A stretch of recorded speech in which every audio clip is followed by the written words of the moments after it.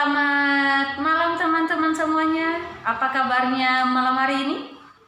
Saya percaya bahwa semua kita dimanapun teman-teman berada tetap di dalam perlindungan Tuhan dan tetap sehat, tetap semangat di dalam memuji Tuhan. Amin. Oke teman-teman, hari ini atau malam hari ini kita akan memulaikan ibadah kita seperti biasa. Walaupun ibadah kita masih dalam sistem online, tetapi saya akan percaya bahwa Tuhan ada di tengah-tengah kita. Dimanapun kita berada, Tuhan senantiasa menyertai kita. Baik teman-teman, sebelum kita mulai memuji, menyembah, mari kita tundukkan kepala kita, mari kita satukan hati kita, mari kita berdoa. Bapa di surga, Bapa yang kami puji, yang kami sembah dalam nama Tuhan Yesus Kristus.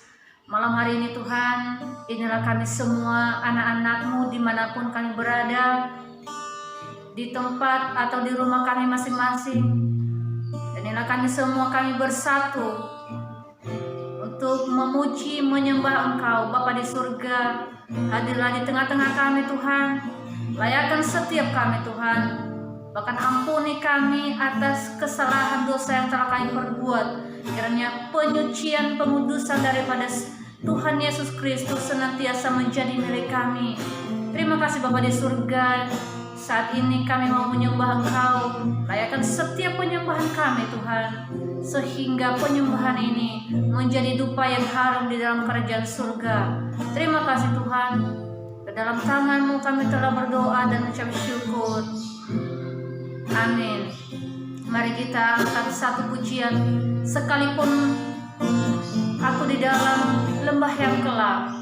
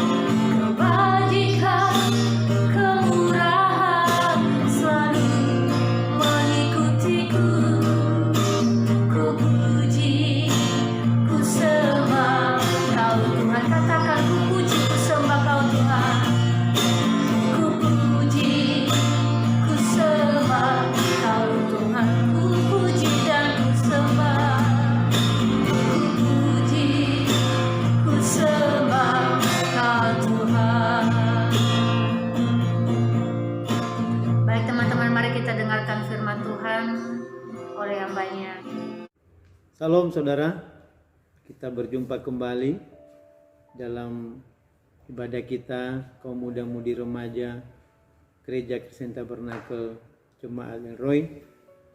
Puji Tuhan, oleh anugerah Tuhan kita sampai sekarang tetap dalam keadaan sehat. Saya yakin saudara-saudara juga tetap dalam keadaan sehat, senantiasa di dalam perlindungan Tuhan Yesus Kristus. Sebelumnya mari kita berdoa. Kami memuji kebesaran-Mu ya Tuhan. Engkau pencipta langit dan bumi dan segala isinya. Bahkan Engkau juga yang bertanggung jawab atas segenap hidup kami. Kami bersyukur atas pertolongan-Mu kepada kami. Sampai saat ini kami dalam keadaan sehat. Kami penuh kasih karunia-Mu, sehingga kami bisa beribadah senantiasa kepada Tuhan. Saat ini kami mau mendengarkan firman-Mu ya Tuhan. Berbicaralah kepada kami. Kami siap mendengarkan Engkau, dan curahkanlah Roh-Mu bagi kami, supaya kami mengerti kehendak-Mu dan mengerti rahasia firman-Mu. Di dalam nama Tuhan Yesus Kristus, hamba berdoa dan mengucap syukur. Haleluya. Amin. Nah saudara yang dikasihi Tuhan, sudah sekian lama kita beribadah di rumah masing-masing. Saya percaya jemaat kaum muda-mudi remaja senantiasa bertekun di dalam Tuhan, sekalipun dalam suasana seperti sekarang ini, ya. Tetapi jangan mengurangi semangat atau spirit roh kita di dalam melayani Tuhan, di dalam beribadah kepada Tuhan. Nah, saudara, pada saat ini kembali saya membawa renungan yang masih berkaitan dengan doa. Karena saya berharap saudara-saudara sekalipun masih muda, masih remaja, tetapi punya tanggung jawab untuk berdoa sendiri-sendiri. Punya tanggung jawab untuk membangun hubungan intim dengan Tuhan. Punya tanggung jawab untuk membangun relasi secara pribadi dengan Sang Pencipta. Karena yang bertanggung jawab atas hidup kita masing-masing adalah Tuhan sendiri. Nah, saudara, ya, seringkali kita, ya, ketika kita berdoa dan kita berharap bahwa doa kita itu secepatnya dijawab oleh Tuhan. Ketika kita menaikkan permohonan kita, kita berharap bahwa permohonan itu cepat-cepat kita peroleh, cepat-cepat kita dapatkan hasilnya. Tetapi sebaliknya seringkali apa yang kita doakan itu, ya, seperti tertunda-tunda dan tidak dijawab oleh Tuhan. Dalam kondisi seperti ini banyak orang Kristen yang menjadi malas, menjadi putus asa, putus pengharapan, bahkan, ya, menjadi tidak percaya akan adanya Tuhan. Nah, saudara yang dikasihi Tuhan, sebenarnya di balik semua itu ada rencana Tuhan yang mulia. Oleh karena itu, kita telah diberikan Alkitab, yaitu firman Allah. Firman Allah itu menjadi barometer bagi kita di dalam menjalani hari-hari hidup kita sampai kita memperoleh seluruh janji-janji Tuhan. Nah, saudara, saat ini kita akan belajar kebenaran firman Tuhan dari Injil Yohanes pasal 11, ya, ayat 1 dan seterusnya. Nanti kita akan baca secara bertahap. Yohanes pasal 11 ayat 1 dan seterusnya. Kita akan baca terlebih dahulu ayat 1 sampai ayat 5. Judul perikopnya, Lazarus dibangkitkan. Ada seorang yang sedang sakit namanya Lazarus. Ia tinggal di Betania, kampung Maria dan adiknya Marta. Maria ialah perempuan yang pernah meminyaki kaki Tuhan dengan minyak mur dan menyekanya dengan rambutnya. Dan Lazarus yang sakit itu adalah saudaranya. Kedua perempuan itu mengirim kabar kepada Yesus, "Tuhan, dia yang kau kasihi sakit." Ketika Yesus mendengar kabar itu, ia berkata, "Penyakit itu tidak akan membawa kematian, tetapi akan menyatakan kemuliaan Allah, sebab oleh penyakit itu anak Allah akan dimuliakan." Yesus memang mengasihi Marta dan kakaknya dan Lazarus. Nah, saudara, di ayat ini, ya, perikop ini berbicara tentang kisah, ya, Lazarus yang sakit dan mati. Ya, Lazarus sakit dan mati. Sekalipun nanti pada akhirnya dibangkitkan oleh Tuhan Yesus Kristus. sudah 4 hari dikubur, nah baru dibangkitkan oleh Tuhan Yesus, ya, ketika Tuhan Yesus berkunjung di makamnya Lazarus. Nah saudara, ada beberapa pelajaran yang kita ambil dari kisahnya ini, ya. Kita tahu bahwa Lazarus ini punya saudara, ya, kakak tertua adalah Maria dan Marta, dan baru Lazarus. Lazarus itu adalah saudara mereka yang laki-laki. Nah saudara, ya, disebut juga di sini Maria itu adalah perempuan yang pernah meminyaki kaki Tuhan dengan minyak mur dan menyekanya dengan rambutnya. Ini Maria ini adalah seorang yang sangat mengasihi Tuhan. Ya, ketika dia meminyaki kaki Tuhan dengan minyak mur itu, ada seorang murid Tuhan yang berkata, untuk apa pemborosan terjadi? Lebih baik minyak itu dijual dan uangnya diberikan kepada orang-orang miskin. Tetapi Tuhan tidak setuju dengan itu. Tuhan sangat menghargai apa yang dilakukan oleh Maria ini. Nah saudara yang dikasihi Tuhan, dalam satu ketika saudara mereka yang namanya Lazarus itu jatuh sakit. Ya, jatuh sakit. Nah, ketika Lazarus sakit, Maria dan Marta memberikan kabar kepada Tuhan Yesus bahwa Lazarus sakit. Ternyata di ayat 4 dinyatakan bahwa memang Lazarus ini adalah orang yang dikasihi oleh Tuhan. Tapi saudara, apa kata Tuhan Yesus tentang penyakit Lazarus? Ya, ayat 4 dia berkata, penyakit itu tidak akan membawa kematian, tetapi akan menyatakan kemuliaan Allah. Sebab oleh penyakit itu anak Allah akan dimuliakan. Satu pelajaran kita ambil dari ayat ini saudara. Dalam setiap peristiwa kehidupan kita, salah satu contoh yang kita alami adalah sakit penyakit. Dari kasusnya Lazarus ini Tuhan menyatakan bahwa penyakit itu tidak membawa kepada kematian, tetapi akan menyatakan kemuliaan anak Allah. Dan memang nanti kita lihat di ayat-ayat berikutnya, Lazarus itu memang mati saudara. Tetapi apa maksud dari Tuhan Yesus berkata bahwa penyakit itu tidak akan membawa kepada kematian, tetapi akan menyatakan kemuliaan Allah. Nanti kita lihat ayat berikutnya. Nah saudara yang dikasihi Tuhan, seringkali juga terjadi dalam kehidupan kita, dalam keluarga kita, dalam rumah tangga kita. Mungkin ada yang sakit dan kita berdoa terus menerus supaya memperoleh kesembuhan, tetapi tidak dijawab oleh Tuhan. Jangan kita putus asa di dalam perkara itu, karena Tuhan punya rancangan atas keluarga kita masing-masing. Yang terpenting bahwa kita ini adalah orang-orang yang dikasihi oleh Tuhan dan mengasihi Tuhan.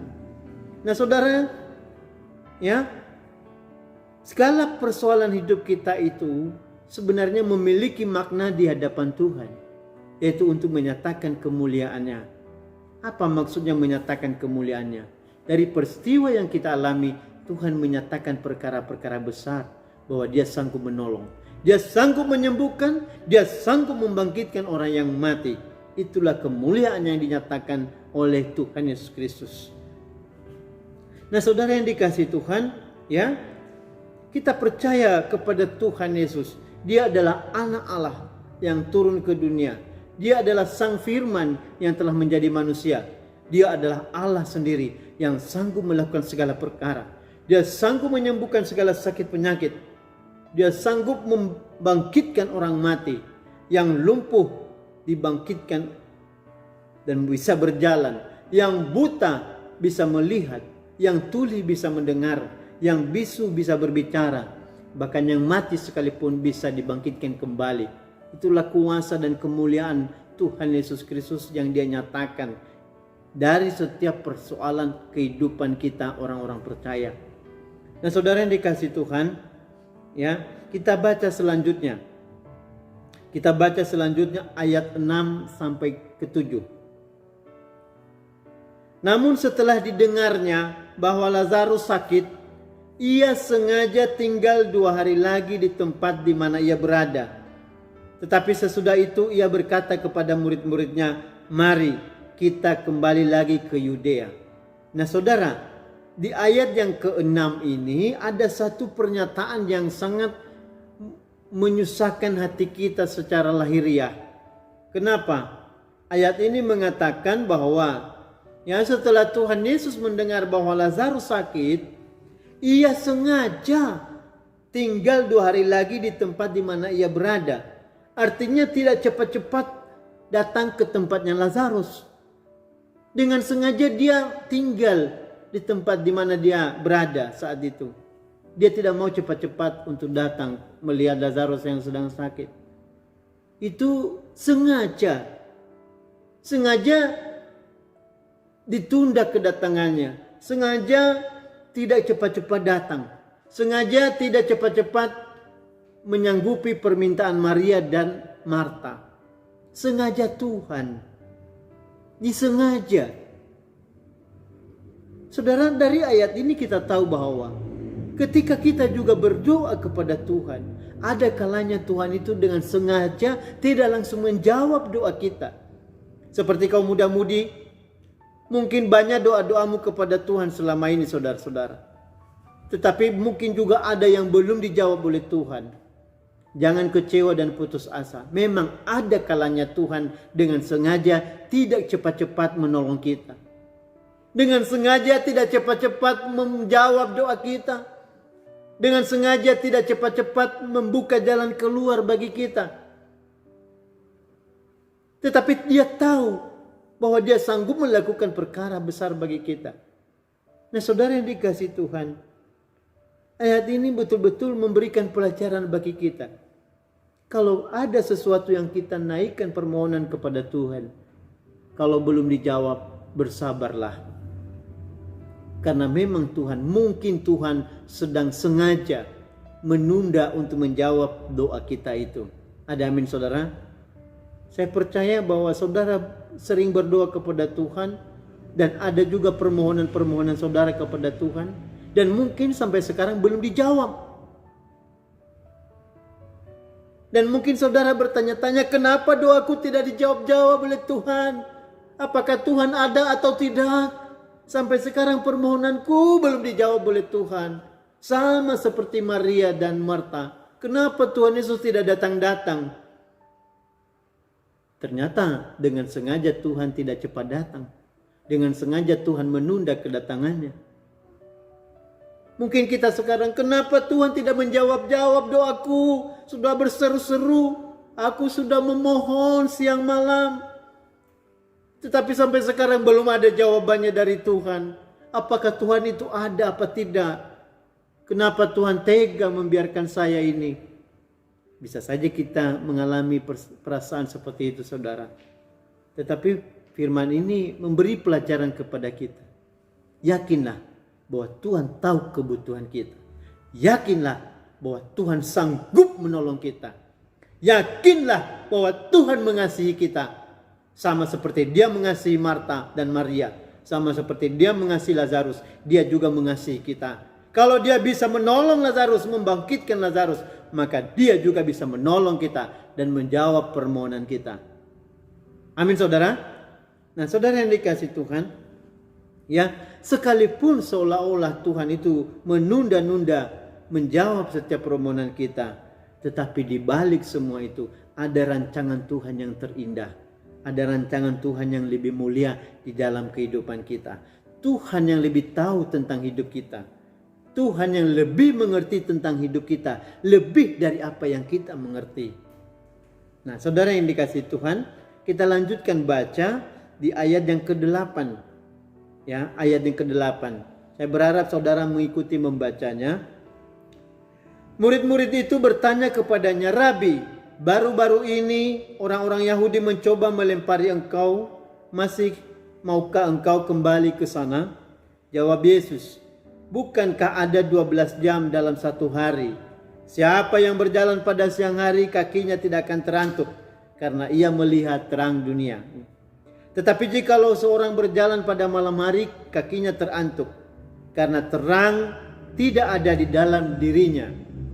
Demikianlah perkataannya, dan sesudah itu ia berkata kepada mereka, Lazarus saudara kita telah tertidur, tetapi aku pergi ke sana untuk membangunkan dia dari tidurnya." Maka kata murid-muridnya itu kepadanya, "Tuhan, jikalau ia tertidur, ia akan sembuh." Tetapi maksud Yesus ialah tertidur dalam arti mati. Sedangkan sangka mereka Yesus berkata tentang tertidur dalam arti biasa. Karena itu Yesus berkata dengan terus terang, "Lazarus sudah mati. Tetapi syukurlah aku tidak hadir pada waktu itu. Sebab demikian lebih baik bagimu, supaya kamu dapat belajar percaya. Marilah kita pergi sekarang kepadanya." Lalu Thomas yang disebut Didimus berkata kepada teman-temannya, yaitu murid-murid yang lain, "Marilah kita pergi juga untuk mati bersama-sama dengan dia." Nah, saudara yang dikasihi Tuhan, ada satu perkara di ayat ini yang perlu kita pahami. Ya, Tuhan itu Allah yang Maha Tahu. Ya, Tuhan itu Allah yang Maha Tahu. Secara khusus ayat 11 dia berkata, demikianlah perkataannya, dan sesudah itu ia berkata kepada mereka, "Lazarus saudara kita telah tertidur." Nah, Tuhan berkata kepada murid-muridnya, "Lazarus saudara kita telah tertidur." Apa respon daripada murid-murid? Murid-murid berpikir bahwa yang dikatakan telah tertidur itu adalah tidur seperti biasa, sehingga mereka berkata kepada Tuhan, "Tuhan, jikalau ia tertidur, berarti ia sudah sembuh." Nah, saudara, di dalam pikiran murid-murid, yang dimaksud tertidur oleh Tuhan Yesus adalah sembuh, tidur seperti biasa. Tetapi apa maksud Tuhan? Bukan itu, bukan tidur seperti tidur biasa, tetapi mati. Nah, di sini saudara-saudara, seringkali kita sulit mengerti bahasanya Tuhan. Seringkali kita sulit mengerti pikirannya Tuhan. Seringkali kita menganggap perkataan Tuhan itu seperti biasa saja. Tetapi di balik perkataan Tuhan ada rahasia-rahasia besar. Contohnya, yang dimaksud tidur di situ bukan tidur biasa, tetapi mati. Tapi persoalannya, kenapa setelah Tuhan tahu bahwa Lazarus mati, malah dikatakan, "Syukurlah aku tidak hadir pada waktu itu." Artinya Tuhan bersyukur tidak ada Tuhan pada waktu Lazarus mati. Nah, saudara, ini secara logika, secara nalar kita kok tidak masuk akal. Seharusnya Tuhan berkata, "Waduh, menyesal aku tidak ada pada waktu Lazarus mati. Aku terlambat datangnya. Mohon maaf Maria, mohon maaf Marta, aku terlambat datang." Tapi Tuhan tidak begitu. Malah Tuhan bersyukur, "Syukurlah aku tidak ada di situ." Nah, saudara yang dikasihi Tuhan, bagaimana kalau hal ini terjadi atas hidup kita? Atas hidup saudara-saudara sebagai kaum muda. Mungkin ada peristiwa-peristiwa yang saudara alami, tapi seolah-olah Tuhan tidak hadir. Seolah-olah Tuhan tidak ada di situ. Seolah-olah Tuhan membiarkan kita. Tetapi saudara, Tuhan itu maha baik, maha pengasih, dan maha penyayang. Sekalipun dia tidak ada pada waktu Lazarus mati, tetapi dia mengasihi Lazarus. Dia punya rancangan yang besar atas kematian Lazarus. Apa itu? Dia akan menyatakan kuasanya bahwa dia sanggup membangkitkan Lazarus sekalipun sudah 4 hari di dalam kubur. Itu tujuannya, saudara. Tuhan ingin menyatakan kemuliaannya. Tuhan ingin menyatakan kuasanya bahwa dia sanggup melakukan segala perkara. Demikian juga atas hidup kita. Demikian juga atas hidup saudara-saudara sebagai kaum muda-mudi. Percayalah kepada Tuhan. Tuhan sanggup menolongmu. Tuhan sanggup memberkatimu. Tuhan sanggup melakukan perkara besar dalam hidupmu, dalam hidup kita masing-masing. Sama seperti yang Tuhan lakukan atas keluarga Maria dan Marta. Nah, saudara yang dikasihi Tuhan, ya, kadang-kadang pikiran Tuhan ini kalau kita pikirkan secara nalar kita sendiri, ini lucu. Dia terlambat datang malah dikatakan syukur. Dia tidak ada malah dikatakan syukur. Itulah yang kita rasakan. Seolah-olah seringkali juga kita merasakan bahwa seolah-olah Tuhan tidak ada. Ya, saudara yang dikasihi Tuhan, itulah pikiran kita, itulah nalar kita. Nah, kalau kita lihat ayat 16, ada lagi yang lebih ironis pikiran daripada Thomas. Karena Tuhan berkata, aku mau datang ke Yudea. Padahal orang-orang Yudea mau membunuh Yesus. Secara nalar, murid-murid itu bingung. Termasuk Thomas yang disebut Didimus. Sehingga dia menyindir. Ayo teman-teman, mari kita pergi juga ke sana untuk mati bersama-sama dengan dia. Sebenarnya bahasanya Thomas ini menyindir atau bersungut-sungut. Kenapa demikian saudara? Ini karena murid-murid sulit memahami jalan pikiran Tuhan Yesus. Demikian juga kita. Seringkali kita sulit memahami jalan pikiran Tuhan. Saudara sebagai kaum muda juga seringkali sulit memahami jalan pikiran Tuhan. Namun demikian janganlah pernah kecewa terhadap Tuhan. Jangan pernah putus asa kepada Tuhan. Selalu berharaplah. Karena dia pasti melakukan perkara-perkara besar. Sama seperti yang dilakukan kepada Lazarus. Nah saudara, kalau kita baca ayat selanjutnya. Ya, kalau kita baca ayat selanjutnya. Ya, kita baca ayat yang ke-32. Langsung kepada ayat 32. Ayat 25 dulu. Ayat 25. Ya. Jawab Yesus, akulah kebangkitan dan hidup. Barang siapa percaya kepadaku, ia akan hidup walaupun ia sudah mati. Nah ini jaminan pernyataan Tuhan. Akulah kebangkitan dan hidup. Barang siapa percaya kepadaku, ia akan hidup walaupun ia sudah mati. Dan ini pun pernyataan ini Marta juga salah pikiran. Dia pikir bahwa yang dimaksud Tuhan Yesus bangkit itu adalah pada saat kedatangannya yang pertama nanti. Pada saat kedatangan Tuhan yang kedua nanti. Itu kebangkitan yang pertama. Tetapi Tuhan tidak bermaksud seperti itu. Tetapi pada saat itu juga Tuhan sanggup membangkitkan Lazarus. Nah saudara yang dikasih Tuhan. Tuhan itu maha dahsyat. Tuhan itu maha kuasa. Dia sanggup melakukan segala perkara. Tapi kita ini yang sulit memahami jalan pikirannya Tuhan. Dia berkata, setiap orang yang hidup dan yang percaya kepadaku tidak akan mati selama-lamanya. Percayakah engkau akan hal ini? Nah, ini pertanyaan Tuhan. Apakah engkau percaya kepada Tuhan? Apakah engkau percaya kepada kuasa Tuhan? Bagaimana kalau Tuhan bertanya kepada kaum muda saat ini? Apakah engkau masih percaya kepada Tuhan? Bahwa Tuhan sanggup menolongmu saudara-saudara? Pasti engkau menjawab juga, ya percaya. Nah, oleh karena itu belajarlah berharap kepada Tuhan dan berdoalah kepada Tuhan. Kita melihat tindakan Maria, ya, apa yang dia lakukan ketika saudaranya sudah mati. Kita baca ayat yang ke-32. Setibanya Maria di tempat Yesus berada dan melihat dia, ya, tersungkurlah ia di depan kakinya dan berkata kepadanya, Tuhan, sekiranya engkau ada di sini, saudaraku pasti tidak mati. Nah ini harapannya Maria. Tuhan, sekiranya engkau ada di sini, saudaraku pasti tidak akan mati.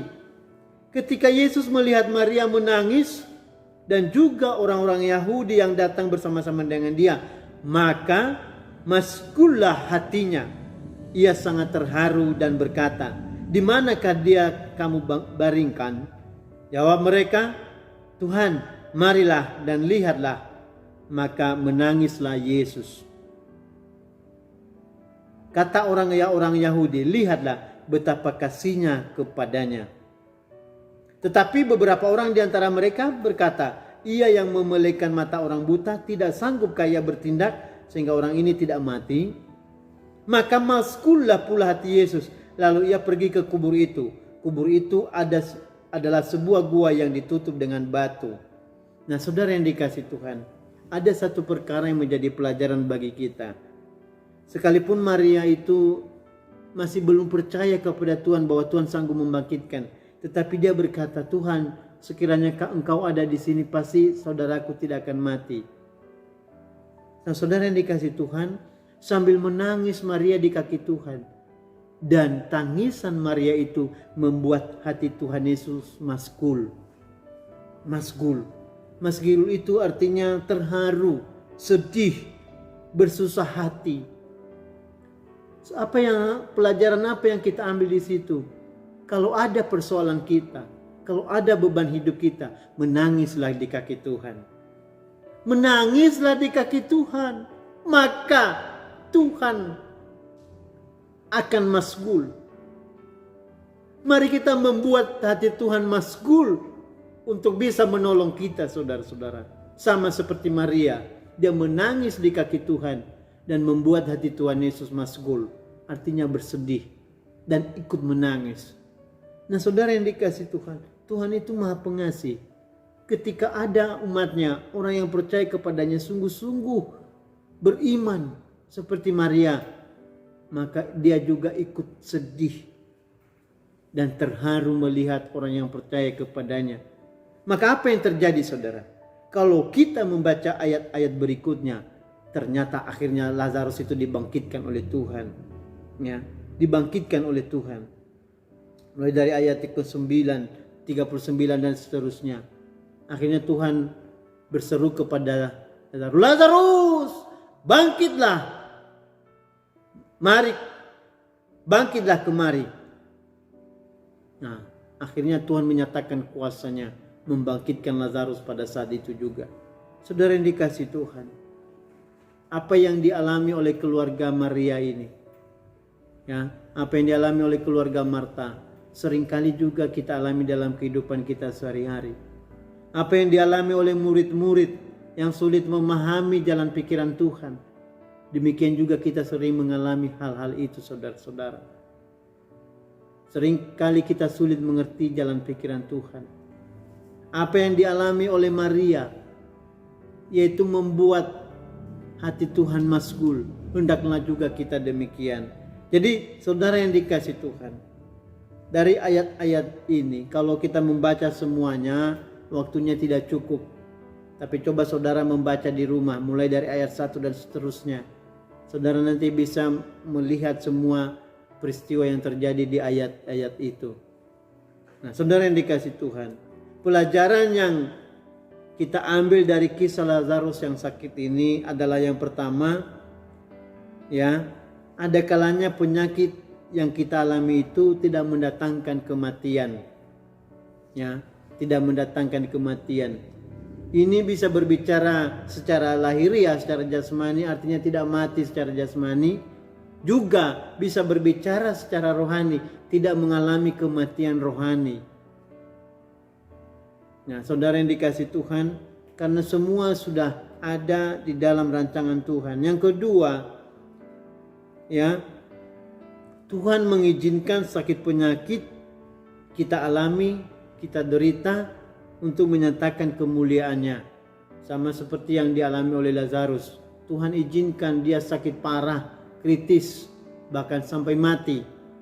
Di situ nanti akan Tuhan menyatakan kemuliaannya. Nah, yang ketiga, ada kalanya Tuhan dengan sengaja menunda-nunda untuk menjawab doa kita. Nah, saudara, bagaimana kalau terjadi ini dalam kehidupan saudara?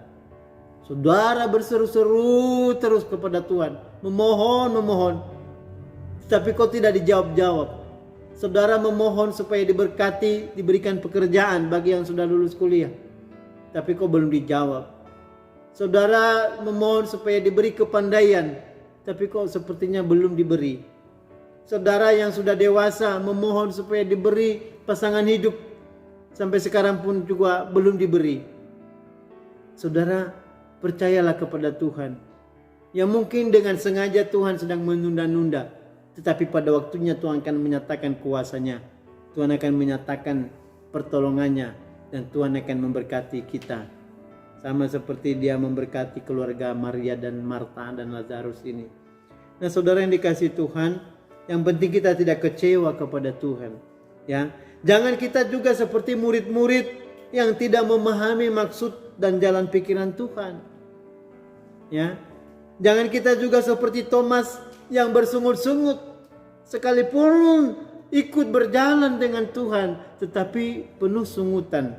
Ayo, mari kita tetap ikut berangkat bersama Tuhan, biar kita ikut mati bersama-sama. Ini sebenarnya bahasa marah. Nah, jangan kita seperti itu, saudara. Jangan kita juga seperti Marta yang tidak mengerti dan tidak memahami maksud Tuhan tentang kebangkitan. Dia pikir Tuhan mau membangkitkan nanti pada kedatangan Tuhan yang kedua. Artinya pada akhir zaman. Nah, jadi saudara yang dikasihi Tuhan, marilah kita jadi seperti Maria yang bisa membuat hati Tuhan masyghul sehingga Tuhan secepatnya menolong kita. Apa yang dilakukan oleh Maria? Menangis di kaki Tuhan dengan sungguh-sungguh. Oleh karena itu, apapunlah permohonanmu kepada Tuhan, menangislah di kaki Tuhan. Yakin Tuhan pasti menolong saudara. Yang keenam, percayalah bahwa Tuhan sanggup melakukan segala perkara dalam kehidupan kita. Tuhan sanggup melakukan perkara dalam kehidupan kita. Tuhan sanggup mengubah keadaan kita yang terburuk sekalipun menjadi yang terbaik dan termulia. Tuhan sanggup mengubah keadaan kita sekalipun sepertinya sudah mati. Seperti Lazarus, Tuhan sanggup membangkitkan hidup kita menjadi hidup kembali. Artinya penuh kemuliaan Allah. Nah, saudara yang dikasihi Tuhan, ya, percaya kepada Tuhan dengan segenap hatimu. Percayalah kepada kuasa Tuhan. Maka kepercayaan kita itu akan diperhitungkan sebagai kebenaran. Sama seperti yang tertulis dalam Kejadian pasal 15 ayat 6. Bahwa kepercayaan Abraham kepada Tuhan diperhitungkan sebagai suatu kebenaran. Artinya Tuhan membenarkan hidup Abraham. Demikian juga kita, kalau kita percaya kepada Tuhan, kita tetap percaya kepadanya, maka itu diperhitungkan sebagai kebenaran. Artinya kita dikatakan sebagai orang benar. Nah, saudara yang dikasihi Tuhan, karena itu janganlah putus asa, jangan jemu-jemu untuk berdoa kepada Tuhan. Nyatakanlah permohonanmu senantiasa kepada Tuhan. Maka yakinlah, tepat pada waktunya Tuhan membuka jalan. Tepat pada waktunya Tuhan menolong saudara. Tepat pada waktunya Tuhan menjawab doa-doa dan permohonan saudara sekalian. Semoga Tuhan Yesus Kristus memberkati saudara. Amin. Mari kita berdoa.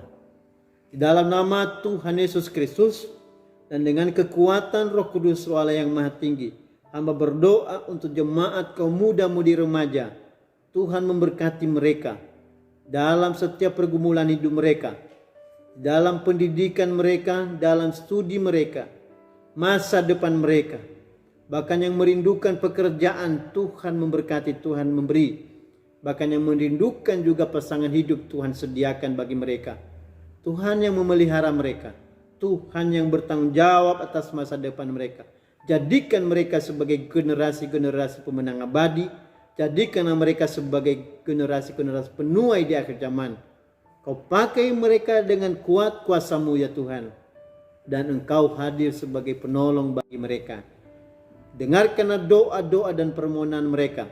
Jawablah setiap doa dan seruan mereka ya Tuhan. Sehingga mereka bisa memuliakan Engkau. Terima kasih. Biarlah firman-Mu tumbuh di dalam hati mereka sebagai rema. Dan diberkati oleh Roh Kudus supaya bertumbuh semakin besar dan berbuah-buah. Nama Tuhan dipermuliakan.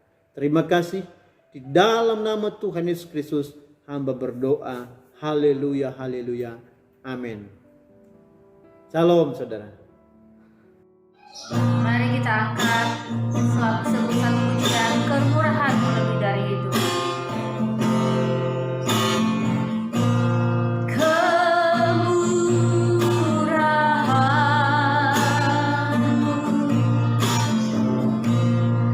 Lebih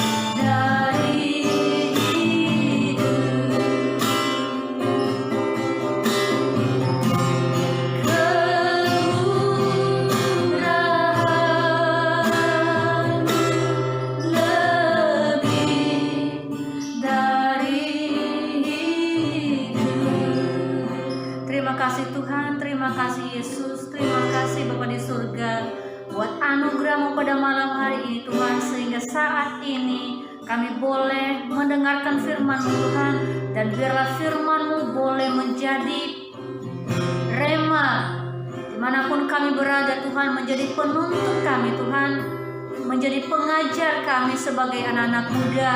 Terima kasih Bapa di surga, berkati setiap kami Tuhan, berkati iman percaya kami, agar kami semakin lama dan semakin lebih lagi di dalam memuji memuliakan nama-Mu. Terpuji nama-Mu Tuhan Yesus kekal selama-lamanya. Inilah kami semua anak-anak pemuda, dimanapun kami berada, kami tetap di dalam perlindungan Tuhan, kami tetap di dalam naungan sayap-Mu, kami tetap di dalam bimbingan Roh Kudus. Terpuji nama-Mu Tuhan Yesus kekal selama-lamanya, yang telah mengajarkan kami berdoa. Bapa kami yang di surga, dikuduskanlah nama-Mu, datanglah kerajaan-Mu, jadilah kehendak-Mu di bumi seperti di surga. Berikanlah kami pada hari ini makanan kami yang secukupnya, dan ampunilah kami akan kesalahan kami, seperti kami juga mengampuni orang bersalah kepada kami. Dan janganlah membawa kami ke dalam pencobaan, tetapi lepaskan kami daripada yang jahat, karena yang Engkau mempunyai kerajaan dan kuasa dan kemuliaan sampai selama-lamanya. Amin. Shalom teman-teman, selamat malam minggu, Tuhan Yesus memberkati.